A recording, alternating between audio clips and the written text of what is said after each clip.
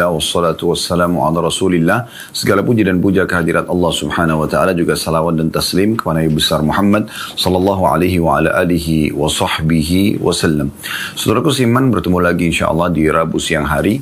Biasanya pukul 12.30 sampai 13.30 waktu Indonesia Barat untuk melanjutkan bedah buku kita Riyadhus Shalihin yang tulis oleh Imam Nawawi rahimahullah. Dan saya mohon maaf tadi sedikit telat ya, kurang lebih 17 menit. InsyaAllah nanti akan kita tambahkan di waktu yang harusnya kita berhenti 12.30. Kita akan lanjutkan sampai insyaAllah 12.40 atau 50 menit. Maaf, 13 maksud saya. 40 atau 50 menit insyaAllah. Baik teman-teman sekalian, kita akan melanjutkan pada kesempatan ini bab baru, bab ke-96, termasuk salah satu bab yang penting sekali untuk difahami oleh setiap muslim, yaitu bab tentang melepas teman dan berwasiat kepadanya saat berpisah dengannya, baik untuk safar maupun lainnya, serta mendoakannya dan memohon agar didoakan. Bab ini seperti biasa, kalau ada bab baru saya akan jelaskan dulu tentang masalah babnya, biar nanti kita pada saat membahas isi daripada dalil yang disampaikan oleh Imam Nawawi rahimahullah, kita akan lebih bisa nyambung ya bahasannya dan lebih memahami maksud dan tujuan daripada penyusunan bab ini. Tentu teman-teman sekalian, dalam Islam kita bukan hanya sekedar punya hubungan kekerabatan, kita bukan hanya sekedar punya hubungan persahabatan, misalnya jaringan bisnis, atau tetangga, atau apa saja. Nah, murid sama guru misalnya. Tetapi bukan hanya sekedar pada saat itu terjalin hubungan, oh saya kenal, selesai. Islam menganjurkan kita memilih tempat dan juga teman-teman yang tepat. Dan di saat misalnya teman-teman ini dan kerabat ini misalnya melakukan satu perbuatan baik, kita dukung. Pada saat mereka melakukan perbuatan salah, kita ingatkan.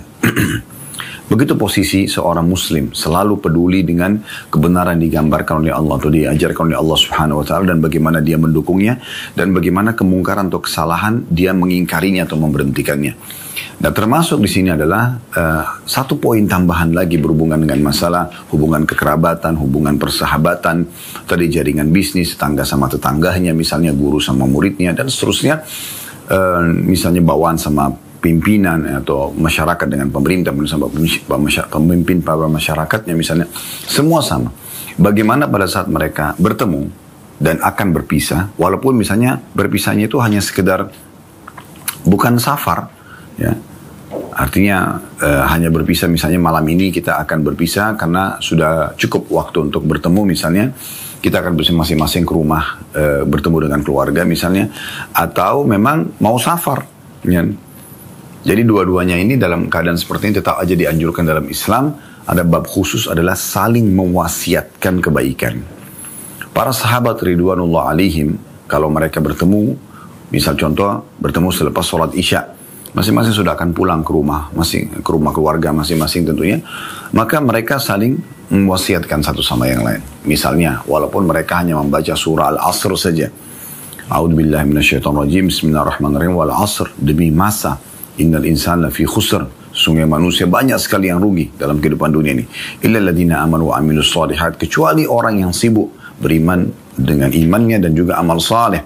Wa tawassaw bil haqqi, saling mewasiatkan ya kebenaran ini, wa tawassaw bis sabr, dan saling mewasiatkan untuk bersabar dalam menerapkan dan juga menerima kebenaran serta meninggalkan larangan-larangan. Nah, walaupun hanya sekitar surah Al-Asr saja, mereka saling mewasiatkan satu sama yang lain. Begitu juga pada saat akan safar. Bagi orang tua juga begitu, selalu berwasiat pada anaknya kalau misalnya dia sudah mau meninggal dunia, atau misal kepada kerabatnya secara umum, atau mungkin kepada orang-orang di sekitarnya, mungkin termasuk muridnya pada saat dia akan meninggal dunia misalnya, dia berwasiat karena akan berpisah. Ya, jadi bisa berpisah sesaat saja, kita akan bertemu lagi besok, atau berpisah pada saat akan safar salah satu dari dua orang ini, atau misalnya berpisah karena salah satunya sudah merasa sakit keras dan akan meninggal dunia. Semua ini dianjurkan kita selalu memberikan wasiat yang baik. Berapa banyak wasiat-wasiat yang baik ini atau pesan-pesan yang baik ini justru meninggalkan bekas yang luar biasa ya kepada orang-orang. Misalnya orang yang kita berikan wasiat mungkin hanya sekedar mengatakan bertakwalah kepada Allah, jagalah selalu hubungan baik dengan Allah. Mungkin dengan itu subhanallah dia selalu ingat dan dia selalu bertakwa kepada Allah subhanahu wa ta'ala karena mengingat wasiat itu. Ya, ini bagian daripada syariat Allah subhanahu wa ta'ala. Jadi kita akan mulai teman-teman sekalian membaca firman Allah Subhanahu wa taala yang diangkat oleh Imam Nawawi rahimahullah tentang wasiat Nabi Ibrahim alaihissalam kepada anak cucunya.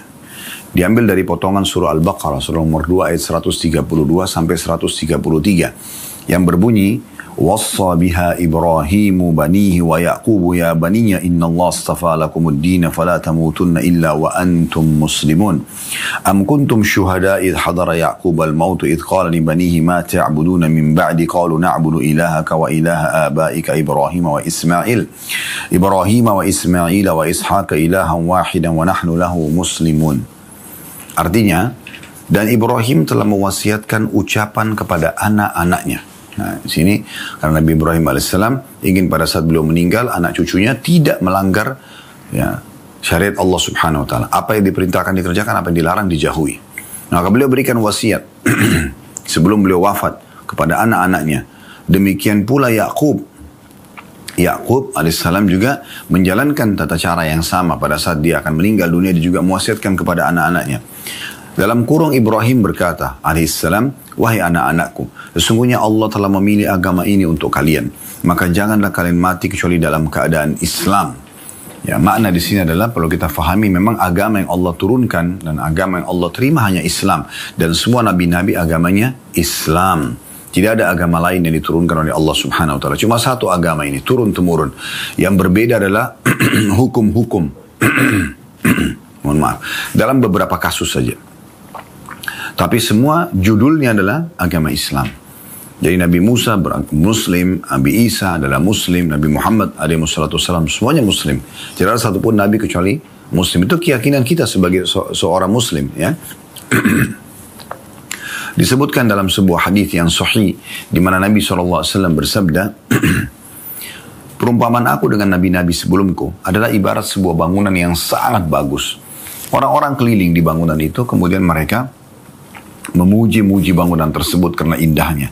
Lalu mereka temukan ada satu batu bata yang belum diletakkan. Maka mereka berkata satu sama yang lain, andai saja batu bata yang diletakkan, maka sempurnalah bangunan ini. Kata Nabi Muhammad SAW, ketahuilah aku satu batu bata itu. Ya. Jadi Nabi SAW sama nabi-nabi yang lain sama agamanya Islam. Cuma berbeda dari sisi hukum-hukum syariat. Ada yang berjalan tetap sama seperti haji dari zaman Nabi Ibrahim AS. Berkurban dari masa Ibrahim AS. Bahkan dari zaman Nabi Adam AS sudah ada ibadah kurban misalnya. Jadi seperti itu gambarannya. Maka di sini Nabi Ibrahim AS mengingatkan, ya, Allah sudah memilih agama buat kalian, maksudnya agama Islam yang satu itu. Maka jangan kalian meninggal dunia kecuali dalam keadaan Islam. Kalau meninggalnya saja tetap dalam keadaan Islam, apalagi hidupnya, gitu ya. Apakah kalian menjadi saksi saat maut akan menjemput Yakub ketika dia berkata kepada anak-anaknya? Tadi Nabi Ibrahim AS mengingatkan anak cucunya Yakub, Ismail, ya. Kemudian Nabi Yakub mau meninggal, juga ada informasi yang perlu kalian dengarkan. Begitu Allah SWT sampaikan. Dia juga berwasiat kepada anak-anaknya, apakah kalian, apa yang akan kalian sembah sepeninggalku nanti? Mereka menjawab, kami akan menyembah Tuhanmu dan Tuhan nenek moyangmu, Ibrahim, Ismail dan Ishak, yaitu Tuhan yang Maha Esa, dan kami hanya berserah diri dan patuh kepadanya. Misalnya kepada Allah Subhanahu wa ta'ala.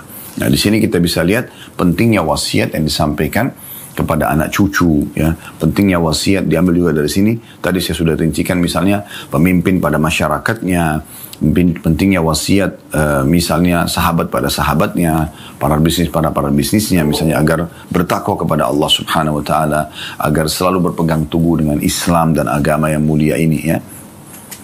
Kata beliau, adapun hadis dalam bab ini antara lain hadis Zaid bin Arqam yang telah disebutkan dalam bab tanda kutip memuliakan ahlul bait keluarga Rasulullah sallallahu alaihi wasallam. Beliau berkata, qama Rasulullah sallallahu alaihi wasallam fina khatiban fahamidallah wa athna alaihi wa wa'adha wa dhakkar. Thumma qala, amma ba'd, ala ayyuhan nas innama ana bashar yushiku an ya'tiya rasulu rabbi fa ujib wa ana tarikun fikum thaqalain awwaluhuma kitabullah fihi al-huda wan nur فخذوا بكتاب الله واستمسكوا به فحث على كتاب الله ورغب فيه ثم قال وأهل بيتي وأذكركم الله في أهل بيتي. Pada suatu hari Rasulullah SAW berdiri berkhutbah di tengah-tengah kami. Beliau memuji Allah, menyanjung-nyanjungnya, menasihati dan memperingatkan, kemudian beliau bersabda. Kita langsung saja masuk kepada penjelasan hadis dan faedah langsung yang bisa diambil ya.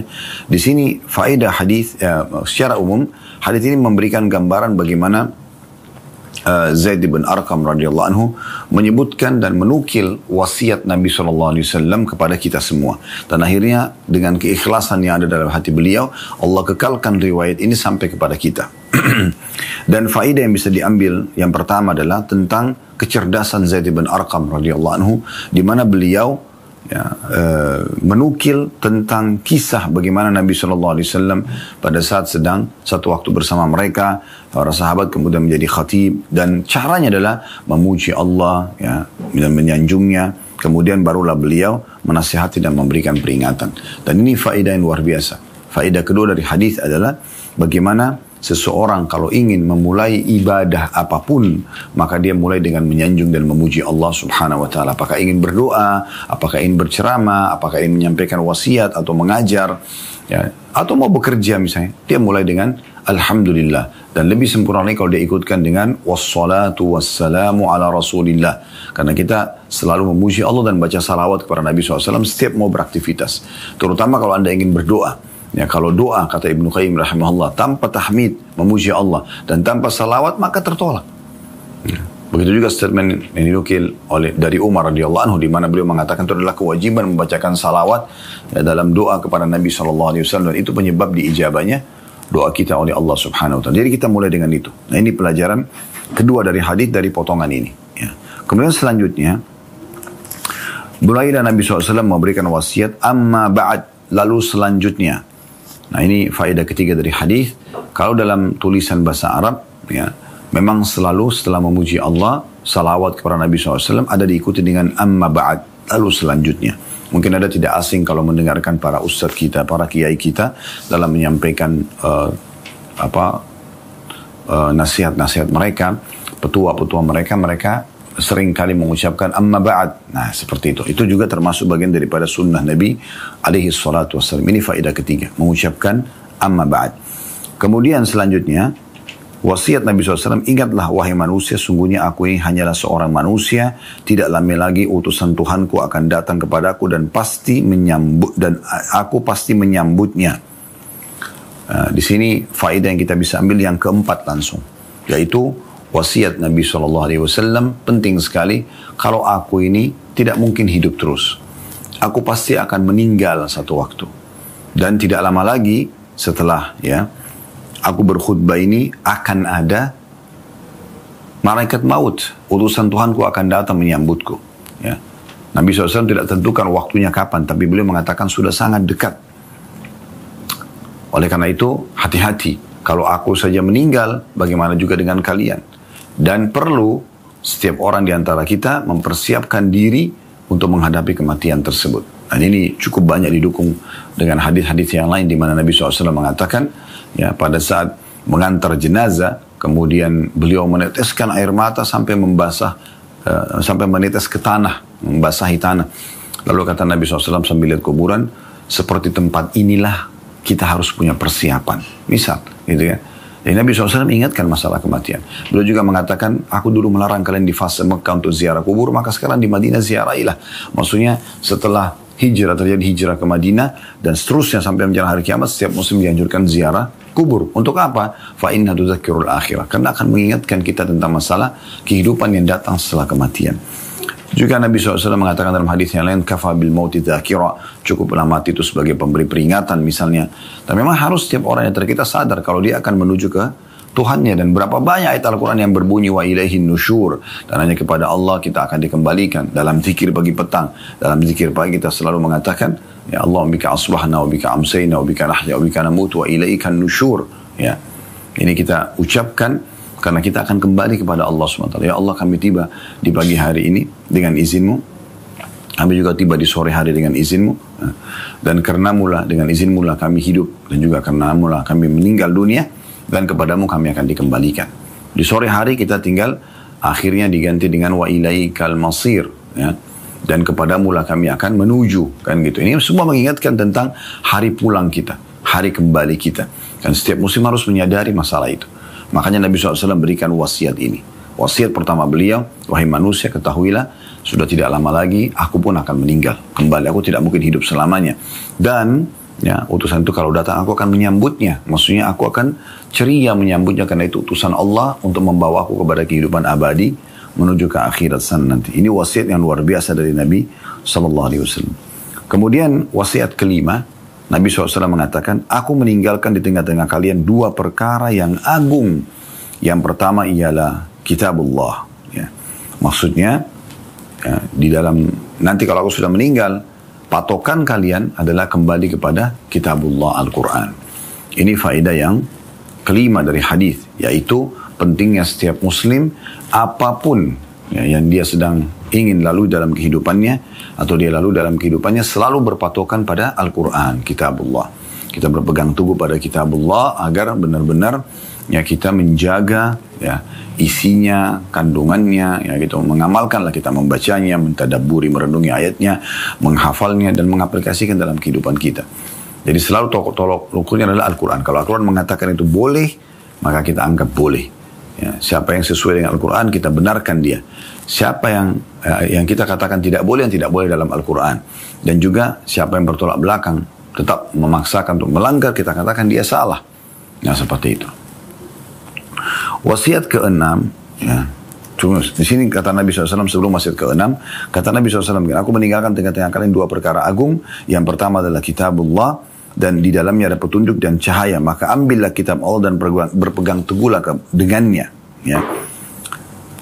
Maka beliau pun menyuruhkan dan menganjurkan untuk mengikuti kitabullah. Ya, ini yang diwasiatkan oleh Nabi SAW. Artinya jangan sampai tinggalkan kitabullah, baca. Kitab itu turun dari langit, dari sang pencipta Allah Subhanahu Wa Taala, langsung penuh dengan petunjuk, penuh dengan cahaya. Apapun yang kalian inginkan ada di sana. Dan selalu ini jadi patokannya, Al-Quran, Al-Quran. Dalam riwayat lain beliau mengatakan dua perkara, yaitu kitabullah wa sunnati, berpegang pada kitabku dan sunnahku. Gitu. Nah ini supaya umat Islam berpegang teguh pada hal tersebut. Ini faedah kelima. Faedah keenam, beliau mewasiatkan kepada kita juga, semua umatnya, agar memperhatikan hak keluarga beliau. Sallallahu alaihi wasallam, ya, sambil mengatakan, dan keluargaku, aku peringatkan kalian, takutlah kepada Allah terhadap keluargaku. Hadis riwayat Muslim.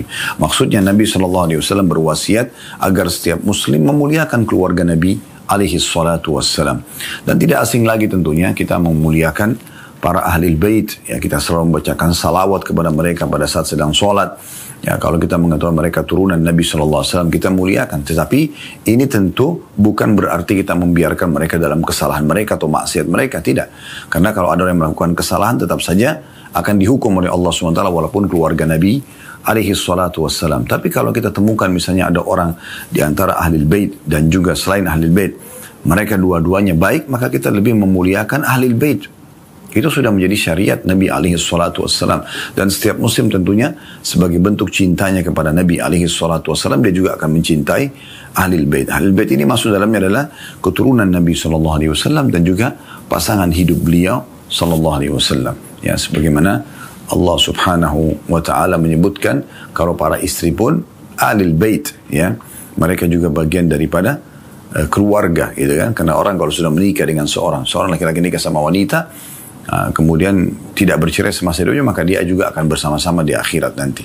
Maka dalam pemahaman ahli sunnah wal jamaah, semua yang berhubungan dengan Nabi SAW, maksudnya punya hubungan kekerabatan, baik dari jalur pernikahan atau langsung dari nasab, maka dinamakan ahlul bait. Ya. Dan kita tentu semuanya menjaga hak-hak mereka, memuliakan mereka, gitu kan, dan memberikan kedudukan yang baik, karena memang mereka adalah keturunan langsung Nabi alaihi salatu wassalam. Kalau ada orang yang berdusta dengan nasabnya, dia mengatakan di al-bait tapi sebenarnya bukan, itu urusan dia dengan Allah Subhanahu wa taala. Tidak perlu kita campur ke sana. Yang penting kita melihat secara zahir. Orang mengatakan di al-bait, kita mengatakan iya.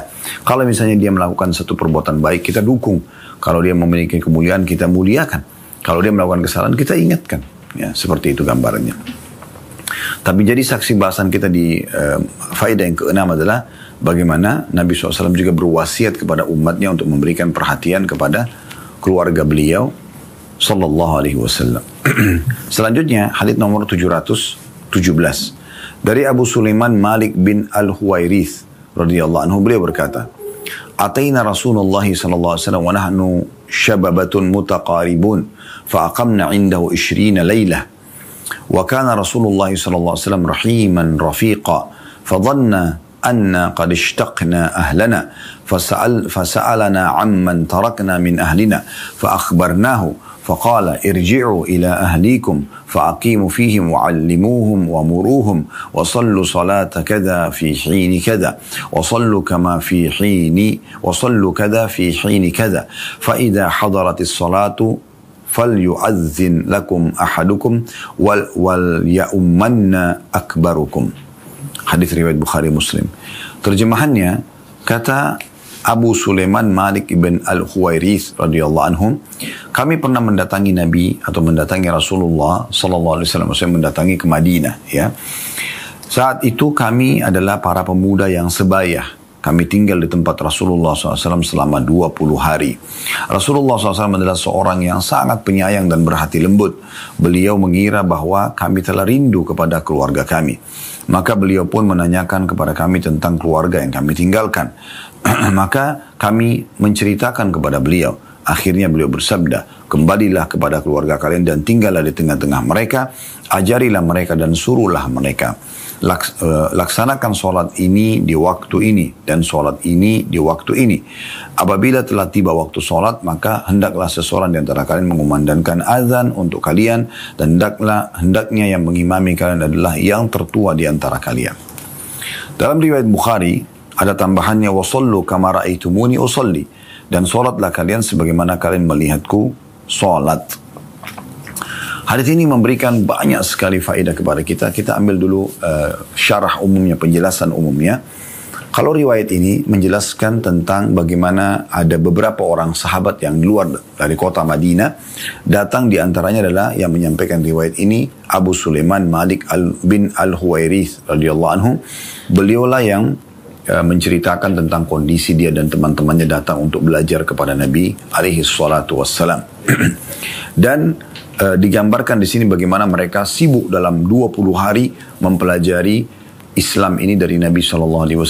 Dan di saat Nabi SAW melihat mereka sudah mulai kangen, rindu dengan keluarganya, dan Nabi SAW tanyakan siapa saja mereka tinggal, lokasi tinggalnya di mana gitu kan, sehingga Nabi SAW bisa mengambil kesimpulan, oh mereka ini memang sudah sangat rindu dengan keluarganya, harusnya mereka diizinkan untuk pulang. Maka Nabi SAW berikan mereka bekal terutama tentang masalah sholat, tentang tata cara sholat dan waktu sholat, serta juga ya bagaimana harus pada saat mengerjakan sholat wajib itu ada azan dikumandangkan di satu wilayah, dan itu sudah mewakili wilayah secara umum ya yang ada di sekitar situ.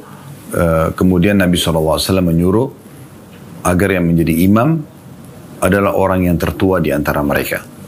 Baik, riwayat ini ya kita ambil faedahnya teman-teman sekalian. Faedah yang pertama adalah kecerdasan Abu Sulaiman Malik ibn Al-Huwairith radhiyallahu anhu. Sebenarnya beliau bisa saja ya langsung memasuki atau menyampaikan sabda Nabi SAW. Ini sering kita sampaikan ya.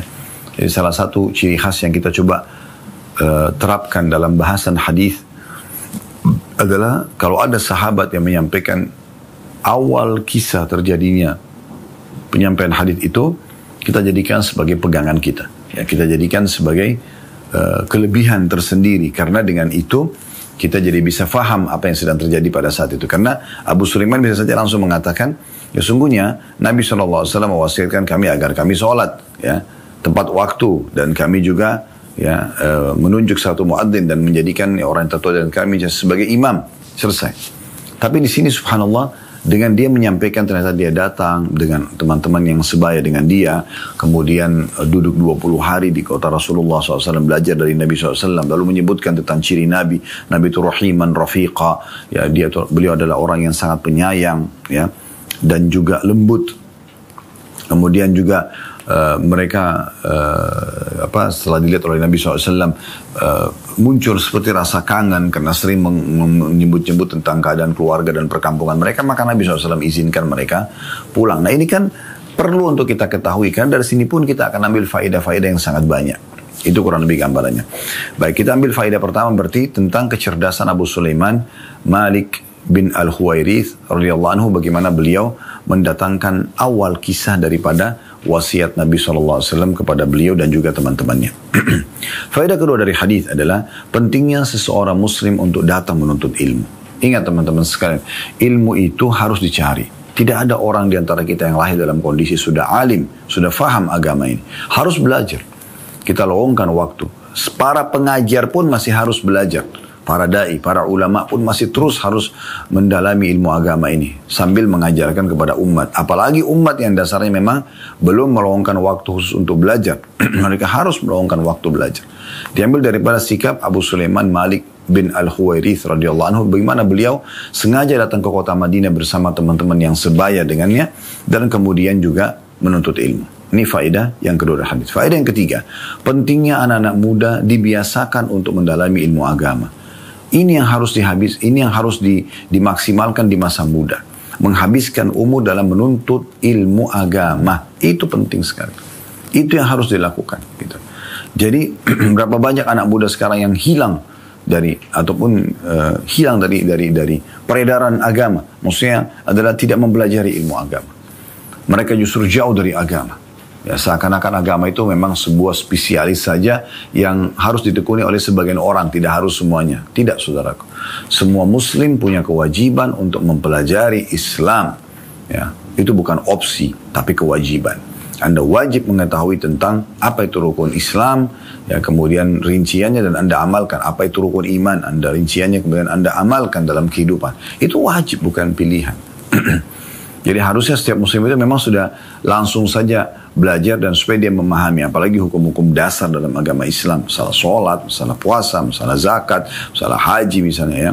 Kemudian bagaimana memunculkan iman kepada Allah, iman kepada malaikat, kepada kitab-kitab, kepada rasul-rasul, kepada hari kiamat dan juga takdir baik dan takdir buruk yang Allah tentukan ya. Karena ini penting sekali. Nah, ini faedah ketiga. Makanya di sini dikatakan Abu Sulaiman menceritakan wa nahnu syababatun mutaqaribun. Dan kami adalah anak muda yang sebaya. Jadi mereka di masa mudanya dipakai untuk itu. Bukan dihabiskan teman-teman sekalian kepada kemaksiatan, pelanggaran agama. Sebagian orang tua, semoga Allah berikan hidayah. Mereka dengan santainya mengatakan, sudahlah nak, mumpung masih muda, puas-puasin. Ayah juga begitu, ibu dulu begitu. Nanti kalau sudah tua baru belajar agama. Ini pemahaman yang keliru. Justru di masa muda ini mereka harus isi dengan mempelajari Al-Quran, mempelajari hadis-hadis Nabi SAW. Itu yang harus mereka lakukan. Ini faedah ketiga dari hadis, artinya menghabiskan masa muda dalam kebaikan-kebaikan. Karena masih energinya, ya potensinya itu masih sangat besar. Tubuhnya masih sehat, matanya masih terang. Ya. Faedah daripada keempat, ya, pentingnya orang juga kalau menuntut ilmu meluangkan waktu. Walaupun di sini disebutkan 20 hari, tetapi penting seseorang datang kepada satu syekh, satu alim, satu orang kiai, ya, guru, ustadz yang dia datang, lalu dia duduk, dia belajar. Tidak cukup orang belajar sehari, 2 hari. Di sini disebutkan 20 hari, bukan berarti pembatasannya 20 hari, tetapi menandakan memang ada waktu yang mereka lowongkan untuk itu. Tiap hari mereka duduk, kayak kita mungkin sekarang pesantren kilat, mungkin dia datang satu pesantren, dia duduk 20 hari, 2 minggu, seminggu, 1 bulan misalnya. Untuk menekuni atau membahas satu bab tertentu dari bab-bab ilmu agama. Tentu tidak mungkin mempelajari semua agama di dalam 20 hari tersebut. Dan kita bisa fahami dari akhir hadis ini, ternyata memang yang banyak mereka pelajari adalah masalah sholat, yang merupakan rukun Islam yang kedua setelah syahadat. Terbukti Nabi SAW ingatkan mereka tentang masalah sholat yang sudah mereka pelajari selama 20 hari itu. Ini faedah ya, yang keempat dari hadis. Ya. Faedah kelima dari hadis adalah penyebutan tentang masalah sifat Nabi SAW. Beliau rahiman rafiqa. Beliau sangat penyayang. Dan juga beliau sangat lembut pada semua orang. Kita bisa bayangkan kalau orang yang baru datang saja, baru kenal beliau sudah seperti ini sifatnya, bagaimana dengan keluarganya. Bagaimana dengan para istrinya, anak-anaknya. Beliau terkenal sangat rahim, penyayang. Dan juga rafiq. Ya, lembut. Ini cirinya. Kejantanan teman-teman sekalian bagi kaum laki-laki bukan dinilai daripada kerasnya orang, kasarnya misalnya, bukan.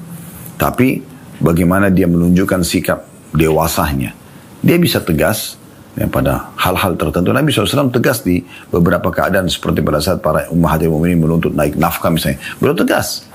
Tapi di sisi lain beliau penuh dengan kasih sayang. Beliau penuh dengan perhatian. Ya. Nah, ini harus diperhatikan, merupakan kewajiban. Ya. Maksudnya fasilitas tempat tinggal, transportasi, uang makan dan minum secukupnya yang dia mampu. Dan dia berlaku adil di antara para istri ataupun anak-anaknya. Maka itu adalah hal kewajiban dan bukan pilihan tentunya. Ya. Dan kata Nabi SAW, irhamu man fil ardi yarhamkum man fis sama. Selalulah kasihani, ya, sayangi, ya, siapa yang ada di muka bumi, maka yang di langit akan menyayangi kalian. Dan ini subhanallah satu hal yang luar biasa. Pasti orang kalau menyayangi dia akan disayang. Beda dengan orang kalau membenci, suka mencari kesalahan, maka dia pun akan mendapatkan respon yang sama dari orang-orang yang diajak berbicara. Nah, ini faedah kelima dari hadis, ya, yang kita bisa pelajari. Faedah yang keenam, tentang pentingnya seseorang kalau memang merasa rindu dengan keluarganya, istrinya kah, suaminya kah, anaknya kah, orang tuanya kah, maka tidak ada masalah mereka kembali dan berkumpul, ya, dengan keluarganya. Itu dibolehkan dalam agama Islam. Tentu lingkupnya adalah kita bicara secara global. Kalau bicara khusus misalnya opsinya adalah seorang istri tinggal bersama suaminya dan dia rindu sama orang tuanya tapi suaminya belum izinkan. Nah itu beda, dia harus taati dulu suaminya di sini, ya. Tapi secara umum kita belajar di sini dari hadis, ya, ini faedah keenam dari hadis. Bagaimana kalau seseorang itu kangen dan rindu sama keluarganya, selama itu punya hubungan. Dan ini tidak ada kemaksiatan ya, bukan misalnya laki-laki kangen sama sepupu perempuannya, kemudian dia mau kangen-kangenan, mau maksiat, itu tidak masuk dalam bahasan kita. Tapi secara umum, orang rindu dengan orang tuanya, orang tua rindu sama anaknya. Wajar sekali orang tua di kampung sana mengatakan pada kita, nak ibu kangen, nak ayah kangen, tolong datang misalnya. Kan gitu. Atau Anda memberikan kesempatan mereka didatangkan di kota yang Anda ada sebab setelah Allah SWT bukakan pintu rezeki buat Anda. Maka itu yang dimaksud di sini, ya. Namun daripada potongan hadis, bagaimana waktu Nabi SAW sudah menanyakan tentang kerabat mereka, kemudian mereka sudah menjelaskan, dan akhirnya Nabi merasa, oh mereka ini kangen, udah disuruh pulang, gitu kan? Disuruh pulang untuk bertemu dengan kerabat mereka, karena itu alami, ya. Makanya kata Nabi SAW, irji'u ila ahlikum, pulanglah kalian ke keluarga-keluarga kalian tadi. Ini faedah yang keenam dari hadis. Faedah yang ketujuh dari hadis adalah, ini wasiat Nabi SAW pada saat mereka mau pergi. Fa'akimu fihim. Ya, maksudnya dirikanlah solat di tengah-tengah mereka. Wa'allimuhum, ajarkan mereka agama. Wa'muruhum, dan perintahkan mereka untuk patuh kepada agama ini. Ini wasiat luar biasa ini. Kita masuk wasiat, kita pecahkan yang rincikan. Wasiat yang ketujuh adalah perintah untuk mengerjakan solat. Ingatlah sholat ya, misalnya orang tua meninggalkan anaknya di satu lembaga pendidikan, misalnya pesantren, ingat sholat ya nak, mau safar, ingat sholat ya nak, gitu. Mau pergi pertandingan, misalnya ada seorang atlet, ingat sholat ya nak, misalnya seorang buta akan bertugas satu negara, ingat sholat ya nak, wasiatkan selalu masalah sholat itu. Ya. Setiap ketemu sama anak-anak di rumah, yang pertama ditanya, sudah sholat belum nak? Sholat nomor satu. Ya. Ini yang harus betul-betul kita tekankan agar orang yang sedang kita ajak bicara memahami memang sholat ini penting sekali untuk dijaga. Nah itu penting. Ini luar biasa. Dan ini tentunya berhubungan dengan masalah sholat. Di mana kita harus mengetahui sholat itu terkumpul padanya 3 hal kalau Anda mau sempurna pahalanya. Yang pertama adalah tepat waktu. Yang kedua adalah tepat gerakan dan bacaan. Ya. Dan tepat bacaan, dan yang ketiga tepat yang gerakan. Ini insya Allah kalau ada maka bisa dikategorikan orang khusyuk dan akan maksimal mendapatkan pahala. Jadi makanya di sini disebutkan Nabi SAW ingatkan, ingat sholat di waktu ini dan waktu itu. Dan kerjakan dengan maksimal sebagaimana kalian melihat aku sholat. Nah ini wasiat Nabi SAW dalam hadis ini. Ini yang ketujuh. Wasiat yang kedelapan adalah perintah agar orang yang sudah belajar mengajarkan apa yang sudah mereka pelajari. Mereka mengajarkan kembali kepada orang lain, ya. Diajarkan kembali. Jadi di sini dikatakan Nabi SAW mengatakan wa'allimuhum, ajarkan mereka. Ini wasiat yang ke-8 di sini ya. Wasiat yang ke-7 tadi tentang masalah memerintahkan sholat, wasiatkan sholat. Ajarkan mereka. Tapi yang kita ajarkan apa yang sudah kita ketahui ya, supaya betul-betul yang kita sampaikan benar. Ini wasiat yang ke-8. Wasiat yang ke-9, wa'muruhum, perintahkan mereka. Perintahkan maksudnya sesuai dengan perintah Allah dan Rasulnya. Ya. Jadi kalau mengajar beda dengan perintah. Kalau mengajar itu berarti kita menyampaikan di depan kita ini, misalnya kita bahas tentang bab haji. Ya. Tidak harus kita menyampaikan langsung segera tahun ini kerjakan haji ya. Nah itu dalam mengajar tidak seperti itu. Itu diistilahkan dengan alimuhum. Nah kalau wasiat yang selanjutnya ya, yang ke-9 tentang wamuruhum, dan perintahkan mereka, maksudnya di saat kalian lihat waktu ibadah itu sudah tiba. Misalnya sudah tiba saat waktu sholat, Anda ingatkan dia langsung, sholat ya, udah azan, nah, gitu. Atasan pada bawahan, orang tua pada anak, teman pada temannya misalnya. Atau misalnya saatnya untuk berperang jihad, pemimpin negara mengatakan ayo berperang, kita lawan penjajah misalnya. Nah itu kan diperintahkan. Ya. Ini wasiat yang ke-8 di situ ya. Dan ini wasiat yang kelima tadi adalah Nabi SAW rahim, rafiq, penyayang dan kasih sayang. Kemudian wasiat yang ke-6 adalah tentang masalah pentingnya orang juga menyampaikan rasa rindunya pada saat itu sama keluarganya.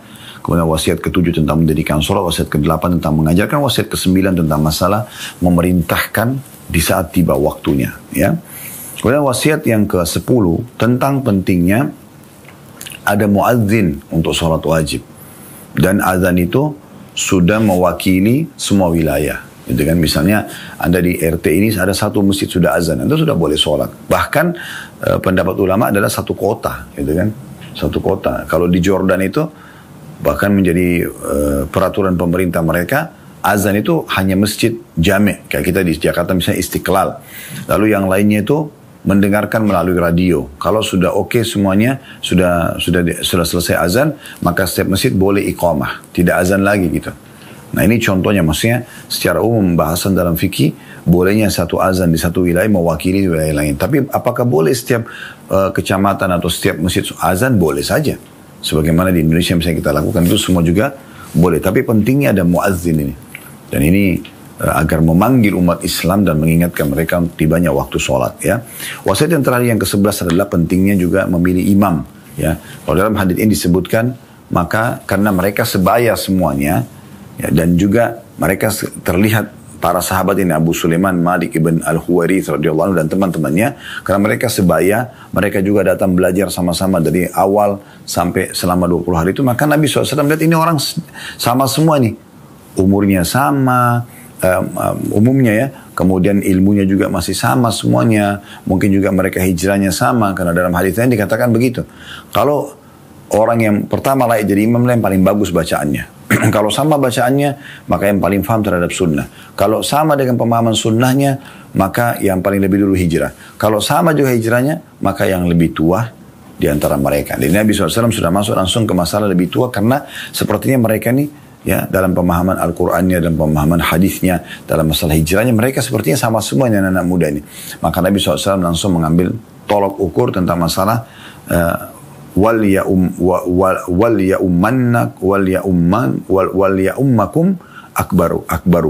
yaummakum akbarukum. Jadi harusnya yang lebih tua dialah yang mengimami di antara kalian, ya, karena mereka ini akan pulang nanti menjadi pengajar di perkampungan mereka. Ini riwayat yang muttafaqun alaihi Bukhari Muslim. Dalam riwayat lain, ini kita bisa tambahkan sebagai faedah terakhir yang ke-12, adalah riwayat Bukhari, wasallu kama ra'aitumuni usalli, dan salatlah kalian sebagaimana kalian salat, ya, sebagaimana kalian melihat aku salat. Ini penting sekali wasiat Nabi SAW. Artinya semua ibadah saudaraku seiman harus sesuai dengan panduan Nabi alaihi salatu wassalam. Semua ibadah yang tidak mengikuti panduan Nabi SAW maka akan tertolak, karena beliau diutus oleh Allah SWT memang untuk menyampaikan tata cara ibadah kepada Allah SWT. Beruntunglah orang yang berpegang teguh pada tata cara ibadah Nabi SAW. Dia lakukan maksimal seperti yang Nabi perintahkan, maka dia juga akan maksimal mendapatkan pahalanya. Baik teman-teman sekalian, kita melanjutkan lagi sisa hadis dalam bahasan kita. Hadis nomor 718, 719 sampai 720 dan 21 insyaAllah. Kita akan coba tuntaskan satu bab ini pada kesempatan pertemuan ini insyaAllah. Baik, hadis nomor 718 dalam masalah saling memberikan wasiat dan juga mendoakan. yaitu hadis dari Umar radhiyallahu anhu, beliau berkata, "Ista'zantu an-nabiy sallallahu alaihi wasallam fil umrah fa'adhin wa qala la tansana ya ukhayya min du'aik faqala kalimatan ma yasurruni anna li biha ad-dunya." Saya meminta izin kepada Nabi SAW, ini kata Umar radhiyallahu anhu, untuk melakukan ibadah umrah. Maka beliau mengizinkan dan bersabda, "Wahai saudaraku, janganlah melupakan kami dalam doamu." Beliau mengucapkan satu kalimat yang lebih membahagiakanku daripada aku memiliki dunia. Dalam riwayat lain, beliau SAW bersabda, "Asyrikna ya ukhayya fi du'aik." Sertakan kami dalam doamu, wahai saudaraku. Diriwayatkan oleh Abu Dawud, Tirmidzi, dan beliau berkata, hadits ini adalah hasan sahih. Hadis ini teman-teman sekalian memberikan gambaran kita secara global dulu sebelum masuk faidah tentang pentingnya bagaimana seorang muslim selalu berharap selain dia berdoa, dia juga memohon agar saudara-saudaranya mendoakan. Dan itu hal yang boleh saja kita sampaikan. Apalagi kalau memang dia sedang, saudara kita ini sedang akan mendapatkan kesempatan waktu-waktu mustajab, misalnya kayak mereka akan safar, karena safar termasuk salah satu penyebab doa diterima, ya. Atau mungkin dia sedang berpuasa misalnya, atau mungkin dia sedang sholat malam misalnya, ya, atau dia sedang melakukan ibadah yang lain seperti misalnya hadiri haji di Arafah misalnya, maka semua itu boleh saja kita mendoakan. Atau secara umum kita bertemu lalu mengatakan, jangan lupa ya doain saya, ikut sertakan saya dalam doa Anda secara khusus ya, sebutin nama saya misalnya, maka itu dibolehkan dalam agama. Nah, ini globalnya daripada hadis, ya. Baik, kita masuk kepada faedah hadis. Faedah yang pertama tentang pentingnya seorang muslim selalu peduli dengan masalah, ya, peduli dengan masalah umroh, ya, dengan masalah umroh. Dia peduli dengan umroh. Bagaimana dia di saat Allah berikan kesempatan dia mengerjakan ibadah umroh. Diambil daripada potongan perkataan Umar radhiyallahu anhu, ya. Beliau mengatakan, sesungguhnya saya telah, ya, izin, atau saya satu waktu pernah izin kepada Nabi SAW agar melaksanakan ibadah umrah. Dan ibadah umrah ini ibadah yang mulia di saat Allah SWT berikan kesempatan, dan coba raih selalu kesempatan untuk itu, ya. Datang ke Baitullah, kemudian tawaf, sholat di sana, sholat di belakang makam Ibrahim sambil berdoa, kemudian juga Anda sa'i, Anda tahallul. Ini semua bagian daripada yang luar biasa. Dan terlalu banyak keutamaan hadis, keutamaan yang menyebutkan dalam hadis tentang masalah umrah dan haji. Di antaranya al-umrah wal umrati mukaffaratun lima bainahunna idza sumibatil kaba'ir. Antara umrah dengan umrah setelahnya maka akan, ya, membersihkan dosa di antara keduanya selama dosa-dosa besar dihindari, selama dosa-dosa besar dihindari. Jadi ini penting sekali untuk difahami baik-baik tentu teman-teman sekalian. Dan hadis Nabi SAW yang lain, tabi'u, selalu, ya, kerjakan secara berurut, ya, haji dan umrah, karena keduanya akan menghilangkan, ya, fa innahuma yanfiyani al-faqra, ya, wal-dzunub, ya, karena keduanya akan menghilangkan, membersihkan kemiskinan dan juga dosa-dosa, gitu kan. Sebagaimana pandai besi menghilangkan karat dari emas, perak, dan juga, ya, besi itu sendiri, ya. Jadi memang ibadah ini luar biasa di saat Allah berikan kesempatan, dan selalu optimis bagi Anda yang belum memiliki kesempatan untuk Allah berikan kesempatan mengerjakan ibadah ini.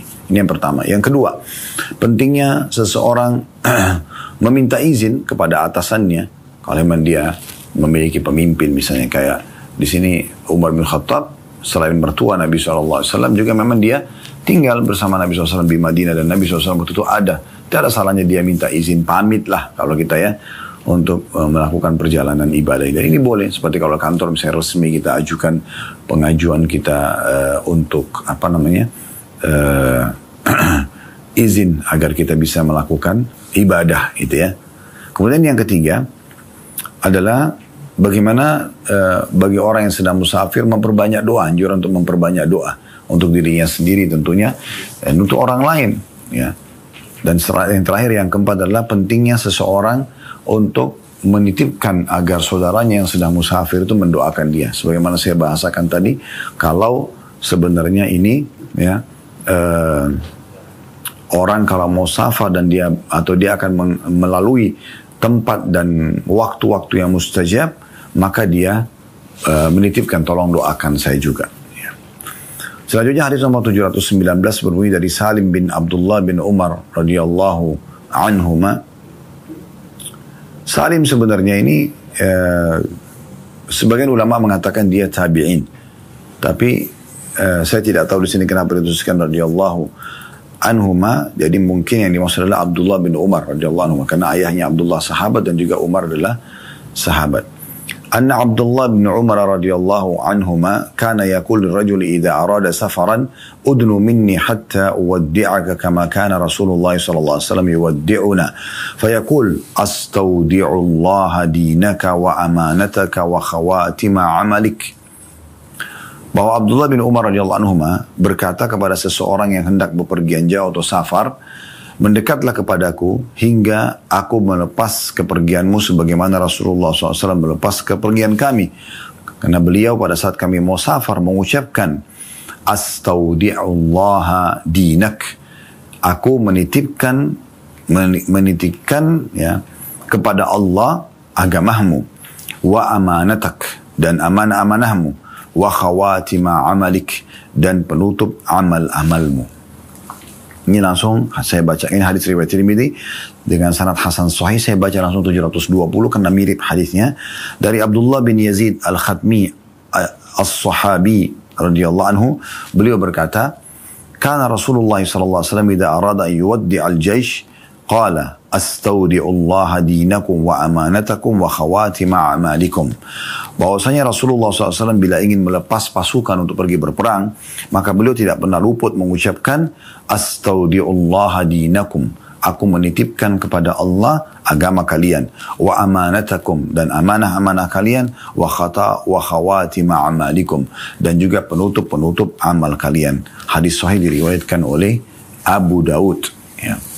Hadis ini teman-teman sekalian memberikan pelajaran kepada kita, atau secara global dulu ya, tentang pentingnya bagaimana seorang muslim ya mewasiatkan kepada saudaranya ya, dan mendoakan kebaikan pada saat dia mau safar. Tentu ada unsur timbal balik nanti. Orang yang didoakan juga membalas untuk mendoakan kebaikan. Dan itu memang ciri khas seorang muslim.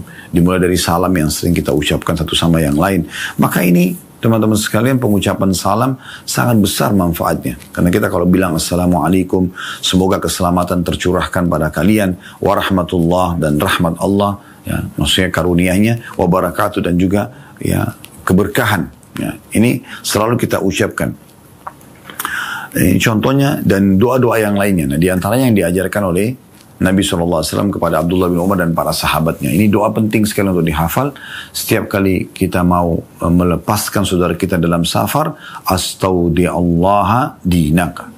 Aku menitipkan kepada Allah agamahmu, wa amanataka, dan amanah-amanah yang sedang terpikulkan di pundakmu, wa khawatima amalik, dan juga amal-amal terakhirmu, maksudnya penutupan amal-amalmu. Maknanya adalah semoga saja ya Allah subhanahu wa ta'ala selalu menjaga agamamu agar tidak berubah.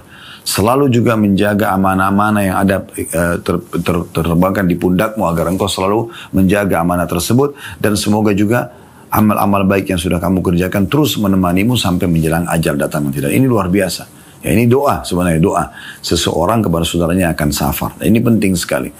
Kalau di lafaz hadis nomor 719, ini kalau individu, seseorang. Astaudi'allah, astaudi'ullah dinak. Dinaka satu orang. Agamahmu. Aku menitipkan kepada Allah agamamu. K-nya ini adalah damir untuk satu orang. Atau kata pengganti untuk satu orang. Laki-laki, kalau perempuan, astaudi'ullah dinaki. Kalau laki-laki, dinaka. Kalau berdua, dinakuma. Ya, gitu. Kalau rame-rame, nah seperti riwayat 720. Ya. Pada saat Nabi SAW ingin melepaskan pasukan, beliau mengatakan astaudi'ullaha dinakum, kum, karena rame-rame ya. Kalau tadi satu, wa amanatak, amanataka laki-laki, amanatiki kalau perempuan. Kalau dua, amanatikuma, kalau rame-rame, amanatikum, gitu kan. Kemudian wa khawatima amalik, ini kalau satu orang, a'malika, ya, khawatima amalik, dan amal-amal penutupmu. Semoga saja amal-amal nanti yang kau pada saat meninggal, walaupun kau meninggal dalam perjalanan ini, adalah amal-amal baik. Nah, kalau laki-laki khawatima a'malika, pakai K. Perempuan khawatima a'maliki, ya. Khawatima amaliki, ya. Khawatima amalika kalau laki-laki, ka. Kalau perempuan khawatima amaliki, ya. Pakai ki. Kalau dua orang amalikuma, amal kalian berdua. Kalau rame-rame, di sini dikatakan di khawatima amalikum, penutup amal-amal kalian. Jadi ini termasuk bagian daripada yang dianjurkan. Saya ulangi kembali tentang masalah pentingnya. Faedah pertama dari hadis adalah pentingnya seseorang pada saat dia tahu ada saudaranya mau safar untuk dia doakan. Ya, dia doakan dan doanya adalah apa yang sudah kita sebutkan tadi. Ya, yaitu astaudi'ullaha dinaka kalau laki-laki, dinaki kalau perempuan, gitu kan. Kemudian kalau dua orang dinakuma, kemudian kalau rame-rame dinakum. Wa amanataka, dan amanah-amanah juga amanatuki. Kalau perempuan jadi ki, kalau dua orang amanatikuma, dan kemudian kalau rame-rame amanatakum, ya. Kemudian wa khawatima amalik atau amalika, ini kalau laki-laki, khawatima amaliki perempuan, khawatima amalikuma kalau dua orang, wa khawatima amalikum kalau rame-rame. Ya, ini doanya. Kemudian yang selanjutnya adalah pentingnya seseorang juga, gitu kan, membalas untuk kebaikan, walaupun tidak disebutkan dalam hadis ini. Tetapi faedah kedua dari hadis adalah pentingnya kita untuk juga membalas tentunya. Misalnya pada saat sedang safar, kita nanti mendoakan orang yang sudah melepaskan kita tadi dengan doa-doanya yang mulia itu. Hadits terakhir yang kita pelajari pada kesempatan ini hadits nomor 721 berbunyi dari Anas radhiyallahu anhu, beliau berkata, "Ja'a rajulun ila Nabi sallallahu alaihi wasallam faqala ya Rasulullah inni uridu safaran fazawwidni." Maaf, saya ulangi, fazawwidni, ya. Faqala zawwadakallahu taqwa, qala zidni, qala wa ghafara dhanbak, qala zidni, qala wa yassara lakal khaira haitsu ma kunt. Hadis ini riwayat Tirmidzi dengan sanad hasan. Anas berkata radhiyallahu anhu, seseorang laki-laki datang kepada Nabi SAW lalu berkata, "Wahai Rasulullah, aku ini hendak safar, mau berangkat. Maka bekalilah aku." Kata Nabi SAW, "Semoga Allah membekalimu dengan ketakwaan." Maksudnya semoga selama perjalanan semuanya penuh dengan kepatuhan kepada Allah. Lalu orang itu berkata, "Tambahkan lagi untukku." Maka Nabi SAW mengatakan, "Dan semoga Allah mengampuni dosa-dosamu." Di sini sudah masuk dalam masalah doanya. Orang itu mengatakan, "Tambahkan lagi untukku." Maka kata Nabi SAW, "Dan semoga dia Allah memudahkan kebaikan untukmu di mana saja kamu berada." Nah, ini hadis.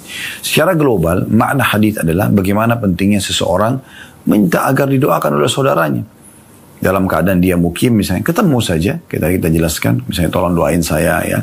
Atau saudara kita ini orang orang saleh, orang alim, atau misalnya kita tahu dia akan sholat malam, jangan lupa doain saya di sholat malamnya, atau dia lagi safar, mau safar misalnya, ini penting kita berikan wasiat. Tadi kita bahas tentang Nabi Ibrahim AS di awal bab kita, kalau merasa sudah sakit keras mau meninggal, kita wasiatkan agar anak-anak dan cucu kita ini semuanya mereka tetap dalam ketaatan kepada Allah SWT. Nah, itu penting sekali.